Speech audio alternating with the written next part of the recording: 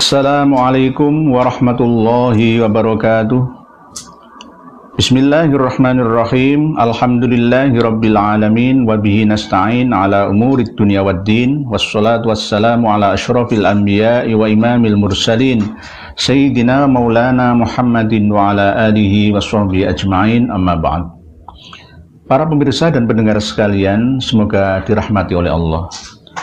Pada kesempatan malam hari ini kami akan mengcounter, menjelaskan, memberikan paparan, mensyarahi apa yang disampaikan oleh Habib Bahar bin Sumed tentang keajaiban karomah Al-Faqihil Muqaddam Sani alias Al-Habib Abdurrahman bin Muhammad As-Segaf yang tidak tidur selama 33 tahun. Kalau tidak tidur 3 hari 3 malam, saya percaya.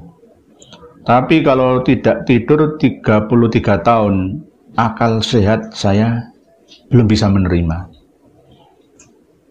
Tanyakan kepada seluruh rakyat Indonesia, khususnya yang menguasai di bidang kedokteran kesehatan. Orang yang tidak tidur 3 atau 4 hari itu akan mengalami halusinasi dan sulit konsentrasi. Tidak tidur selama 7 hari itu dia akan lemas, tak bertenaga tubuhnya atau fisik jasmanianya. Setelah 7 hari dia akan mengalami malfungsi organ tubuh alias bisa mati. Lah, ini ada cerita karangan bebas dari Habib Bahar bin Sumed. Tidak hanya Habib Bahar bin Sumed, mayoritas Habib. Begitu juga Habib Al-Idrus. Itu juga bercerita dengan cerita yang sama. Cerita ini tidak baru saja saat ini, sejak dulu 5 tahun yang lalu, dan bahkan secara sambung renteng dor tasalsul, silsilah rantainya, mata rantainya itu sejak dulu, bahwa memang sudah kita ketahui para Habib itu senengane bikin karangan cerita bebas sendiri dan minta dipercaya. Dan anehnya jamaah pendengar pengikut para santrinya itu juga oh saja. Ini kan yang aneh bin ajaib, aneh dan nyeleneh. Mantok-mantok begitu. Mantok-mantok. Habib Abdurrahman bin Muhammad As-Segaf tidak tidur selama 33 tahun. Pas kalau mau tidur itu ya, pas menghadap miring ke kanan itu melihat surga beserta kenikmatan fasilitasnya, dan ketika miring kiri itu melihat neraka beserta penghuninya dan isi-isinya, dan jika melihat ke atas itu melihat Arsyur Rahman, singgasana arasy Gusti Allah. Akal sehat manakah yang bisa mempercayai ini? Apakah ini ada dasarnya dari Al-Quran, dari hadis Nabi, atau tidak? Oleh sebab itu, malam hari ini saya bawakan kitab Jawahirul Bukhari, khusus yang membahas tentang Babul Kadhibi fin Nasabi war Ru'ya, tentang dusta, tentang nasab dan mimpi.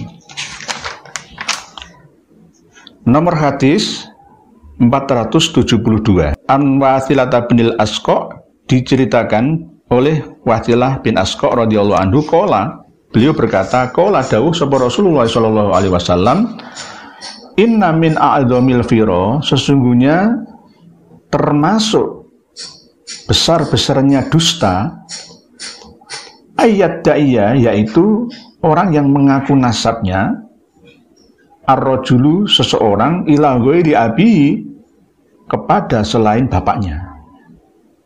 Jadi ngaku-ngaku keturunannya Kanjeng Nabi. Saya ini cucu Nabi, saya ini ahli bait Nabi. seperti yang disampaikan oleh Habib-Habib pirang itu, ya. Habib-Habib muda itu, ya. Au yuria, atau diperlihatkan ainahu pada pandangan matanya, malam taro, sesuatu yang tidak pernah dilihat, alias bermimpi. Katanya mimpi ini itu, katanya dari Rasulullah. Padahal au yakula, atau dia berkata ala Rasulillahi, kepada Rasulullah Shallallahu Alaihi Wasallam, malam yakul, yang Rasulullah tidak pernah menyampaikan. Nah, ini namanya membuat hadis baru sendiri melalui mimpi. Walaupun ru'yal mukmin, ru'yas sholihah, itu adalah bagian daripada 46 jenis kenabian, wahyu kenabian. Tapi bukan masalah kesamaannya, tapi ada kemiripan. Jadi tidak boleh disamakan. Berarti ru'ya as-sholihah itu bagian daripada 46 juz dari wahyu kenabian. Tidak seperti itu. Bukan seperti itu. Maksudnya adalah hampir sama. Cuma tidak berupa wahyu. Hanya berupa ilham. Ya, berupa firasat atau ilham. Jadi hadis ini jelas menerangkan bahwa termasuk dari agung-agungnya dusta itu adalah bila ada orang yang mengaku nasabnya itu tersambung kepada Rasulullah, padahal tidak.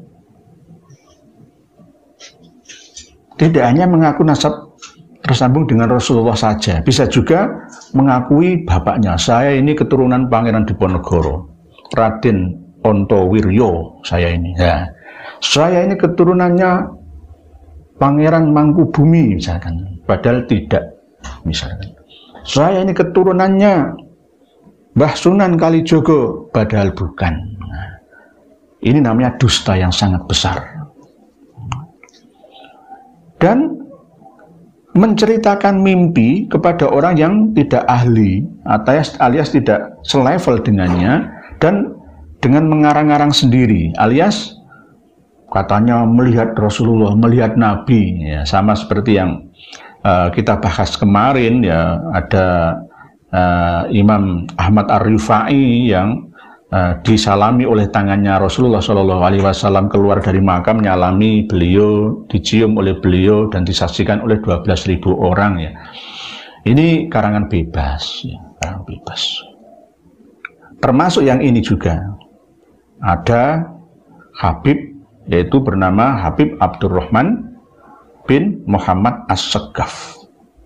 Ini beliau adalah Faqih Al-Muqaddam Sani, alias Faqih Al-Muqaddam yang kedua, putranya Faqih Al-Muqaddam 1. Jadi beliau punya karomah 33 tahun tidak pernah tidur. Masuk akal tidak? Pasti semua akan bilang nggak mungkin. Tapi pendukung fanatiknya akan mengatakan, oh itu karomah.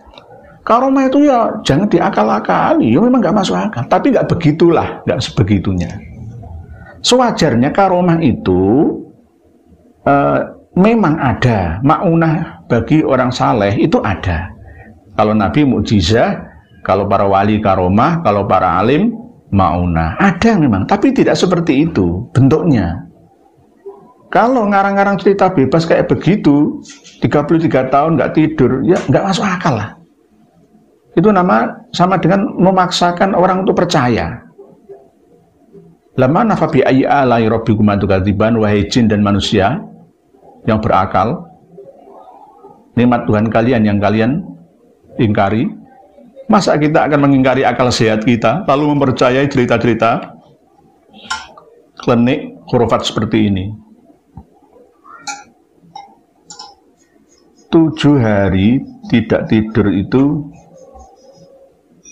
kelenjar otak dan jantung kita itu ada yang pecah dan pasti meninggal dunia. Pasti. Apalagi 33 tahun. Dan ketika miring ke kanan melihat surga beserta seisinya, ada bidadarinya, ada nikmatnya. Lah karena nggak paham surga itu apa, neraka itu apa, sehingga ya ini seperti ini. Surga itu sudah ada dan tersedia saat ini dan nanti. Seperti yang saya sampaikan selalu di channel ini. Begitu juga beliau Habib Abdurrahman bin Muhammad As-Segaf ini pada umur 7 tahun itu ketika sholat satu rakaat itu bisa menghatamkan Al-Quran 30 juz. Padahal maca Quran 30 juz dengan cara tadwir atau kadir atau tartil itu bisa memakan waktu bisa sehari semalam kalau tartil. Tadwir itu bisa juga sehari. Kalau kadir yang cepet banget atas itu ya bisa 10 jam lah. 1 jamnya 3 juz lah ya. Cepet banget itu sudah. Nah ini beliau pada waktu usia 7 tahun itu sholat 1 rakaat menghatamkan Al-Quran 30 juz. Berapa jam sholatnya? Kalau dia membaca surat Al-Ikhlas 3 kali, kan sama dengan menghatamkan Al-Quran 1 kali. Ya saya percaya. Yang pertama tadi, kalau Habib Abdurrahman bin Muhammad As-Segaf itu tidak tidur 3 hari 3 malam, saya percaya.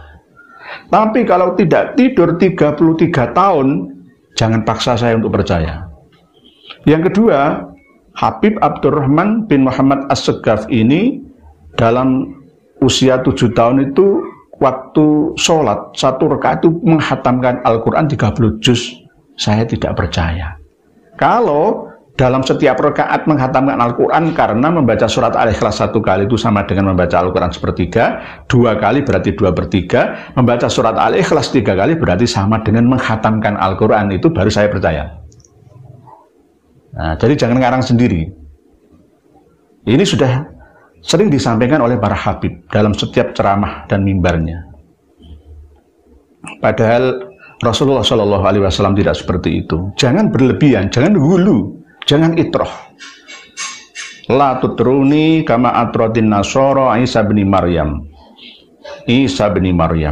Innama ana abdun fakulu Abdullahi wa rasuluhu. Abdullahi wa rasuluhu atau abduhu wa rasuluhu. Jangan berlebihan. Rasulullah saja kita tidak boleh berlebihan kok. Menyanjungnya, mengkultuskannya berlebihan. Ya sewajarnya, sesuai dengan tuntunan dari Allah Subhanahu wa taala. Memuji Rasulullah boleh. Boleh, mengagungkan Rasulullah boleh. Tapi ada tuntunannya, ada aturannya. Siapa yang mengatur itu? Ya Allah sendiri. Jangan membuat aturan sendiri. Apalagi menyanjung, mengkultuskan Habib dengan cerita-cerita mistik, cerita-cerita klasik dan klinik. Naudzubillah min dalik. Antumul ladzina qultum kadza wa kadza. Ama wallahi inni akhsyakum lillahi wa atqakum lahu. Lakinni asumu wa aftiru wa usolli wa arqud wa atazawwaju an-nisa. Faman raghiba an sunnati falaysa minni. Jadi kalian mengatakan dengan perkataan tadi seperti itu, cerita-cerita begitu, begitu. Demi Allah, aku ini lebih takut kepada Allah daripada kalian. Ini Rasulullah sendiri. Dan aku lebih takwa di antara kalian kepada Allah. Padahal aku ini juga berpuasa sunat kadang-kadang, ya kadang-kadang enggak berpuasa. Ya. Kadang-kadang waktu malam saya sholat malam, kadang-kadang ya saya tidur. Itu Rasulullah. Dan saya juga menikah dengan perempuan. Nah, barang siapa benci atau menjauhi sunnahku, maka dia tidak termasuk golonganku. Faman raghiba an sunnati falaysa minni. Itu Rasulullah SAW. Berarti Rasulullah juga tidur, ya makan, ya biasa. Enggak seperti tadi, tidak tidur 33 tahun. Dari mana? Kitabnya mana? Dasarnya mana? Jangan membodohi orang banyak. Kita sekarang ini tidak hidup pada era kerajaan Mataram kuno, Kahuripan, kerajaannya Kadiri, kerajaan Singosari, kerajaan Majapahit, Mataram Islam. Tidak, kita ini hidup di era abad 21 Masehi, abad 15 Hijriah. Jangan cerita-cerita kayak gini. Stand up comedy itu namanya. Ya. Siapa yang bilang gitu? Allah sendiri menyampaikan dalam akhir Surat Al-Kahfi ayat 110, Qul innama ana basyarum mithlukum yuha ilayya annama ilahukum ilahu wahid faman kana yarju liqa'a rabbih falyamal amalan shalihan wa la yusyrik bi ibadati rabbih ahada. Jadi Habib Abdurrahman bin Muhammad As-Saqqaf ini juga selain tidak tidur 33 tahun, juga pada waktu sholat itu satu rakaat bisa menghatamkan 13 juz Al-Quran. Nek moco surat Al-Ikhlas ping 3, saya percaya. Tapi kalau menghatamkan Al-Quran secara manual 30 juz, no, saya tidak percaya. Kalau sholat 1000 rakaat bisa dipercaya itu. Imam Husain sholat 1000 rakaat bisa dipercaya itu. Tapi kalau satu rakaat menghatamkan Al-Quran 30 juz itu sulit untuk dipercaya. Wah, Wahabi ini terserah. Aturannya begitu gitu loh. Saya ini NU tulen, baik kultural ataupun struktural, pernah struktural, ya banyak kulturalnya saya. Saya orang pesantren tulen, ya. Saya orang keraton tulen. Bisa dikatakan saya orang bangsawan, bangsa nikewan. Tapi gak ada, itu semuanya sama. Manusia sekarang sama-sama. Ini ada cerita lagi. Yang kedua ini disampaikan oleh beliau Habib Bahar bin Sumed. Syekh Abu Bakar bin Salim itu 40 tahun sholat subuh dengan wudhunya sholat isya. Hampir sama seperti ceritanya Syekh Abdul Qadir Al-Jailani. 40 tahun itu sholat subuhnya pakai wudhunya sholat isya. Lah, sholat isyanya apa? Diakhirkan atau gimana? Apakah sholat isyanya itu jam 12 ya, atau jam 1 dini hari, terus kalian nunggu sholat subuh atau gimana? Atau sholat isyanya di awal waktu Ridwanullah jam 7 malam sholat isya, terus nggak sampai tidur. Yang membatalkan wudhu kan diantaranya adalah tidur kan, ya, termasuk ya keluar angin, ya, pipis, berak, menyentuh ghairul muhrim dan lain-lain yang membatalkan wudhu itu ya. Berarti bisa mempertahankan wudhunya sholat isya mulai jam 7 malam sampai subuh itu selama 40 tahun kok bisa ya? Ya wallahu a'lam. Disuruh percaya, saya masih akan mencari faktanya dulu. Data referensinya apa? Kitabnya apa namanya? Kalau di dalam kitab yang dikarang oleh ulama setelah Syekh Abdul Qadir Al-Jailani meninggal itu ada memang. Beliau selama 40 tahun memakai wudhunya sholat isya pada waktu sholat subuh. Terus berikutnya Imam Muhammad Maulad Dawilah itu juga begitu, 15 tahun itu sholat subuh pakai wudhu sholat isya. Berarti Habib Muhammad Maulad Dawilah. Ini semua Habib-Habib semua ini, Ba'alawi, ya. Cuma 15 tahun ya. Terus berikutnya adalah Habib Abdullah bin Husain bin Thohir. Sehari itu baca la ilaha illallah itu 25.000 kali. Baca sholawat 25.000 kali. Ya, baca Allah 25.000 kali. Kalau Allah 25.000 kali cocok. Kok sholawat 25 kali? Minimal sholawat itu sallallahu ala Muhammad ya. Nek ping selawe nggak kerja lah, nggak turu, nggak makan, nggak minum, atau dengan hatinya saja, bagaimana? Kalau dengan hati sesuai dengan hitungan keluar nafas, ya, masuk mulai hidung itu nggak sampai 25.000 kali sehari semalam ini. Kayak ini sholawat 25.000 kali setiap hari, la ilaha illallah 25.000 kali setiap hari, dan Allah 25.000 kali setiap hari. Masuk akal atau tidak? Saya serahkan kepada panjenengan semua. Apakah ini bagian daripada karangan bebas Habib Bahar bin Sumed, atau memang ada kitabnya, ada rujukannya, ada referensinya, datanya, atau tidak? Saya serahkan kepada panjenengan semua. Terus yang keenam adalah Habib Abu Bakar bin Abdullah Al-Atas. Ini satu kali duduk itu baca Yasin 90.000 kali.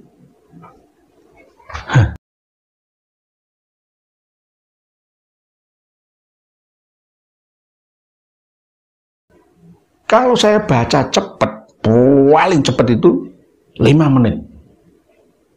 Bismillahirrahmanirrahim. Itu 5 menit. Kalau tartil bisa 10 menit. Bisa lebih. Kalau tadwir ya, itu ya bisa 7 atau 8 menit lah ya. Tartil itu bisa 10 menit. Nanti dibantah lagi. Oh, namanya karomah. Karomah itu walaupun tidak masuk akal sekalipun itu pasti bisa dijabarkan dengan logika. Pasti bisa. Yaitu tadi logikanya itu. 90.000 kali 5 menit itu 312 hari. Kalau 5 menit, kalau 10 menit 624 hari. Kalau 15 menit tinggal ngalikan saja. Kalau bacanya begini, Yasin, Yasin, Yasin, Yasin, Yasin, Yasin, Yasin, Yasin, Yasin, Yasin, Yasin, Yasin, ya saya percaya. Yasin, Yasin, Yasin, Yasin, Yasin, Yasin. Nek seluruh ayat dalam surat Yasin ini nggak cukup 90.000 kali, satu kali duduk itu. Jadi cerita apa yang kalian sampaikan itu? Jadi jangan buat ajaran sendiri. Allah sudah menyampaikan kepada Rasulullah penutup ayat, ya, seluruh ayat dalam Al-Quran, al-yauma akmaltu lakum dinakum wa atmamtu alaikum nikmati wa raditu lakumul islam dina. Begitu juga yang saya sampaikan dalam kitab Jawahirul Bukhari ini, au yakula ala Rasulillah sallallahu alaihi wasallam malam yakul, menyampaikan sesuatu, menyandarkan sesuatu kepada Rasulullah yang mana Rasulullah tidak pernah menyampaikan itu. Man kadzaba alayya muta'ammidan falyatabawwa maq'adahu minan nar. Hati-hati. Hati-hati. Membaca Yasin 90.000 kali dalam satu kali pelungguan itu bagaimana? Nggak terbayangkan, nggak terbayangkan. Nah, ini namanya cerita aneh. Ya, yang menilai adalah panjenengan semua. Panjenengan semua yang menilai. Berarti yang akalnya sehat itu yang siapa? Itu aja. Siapa yang akalnya sehat? Nah.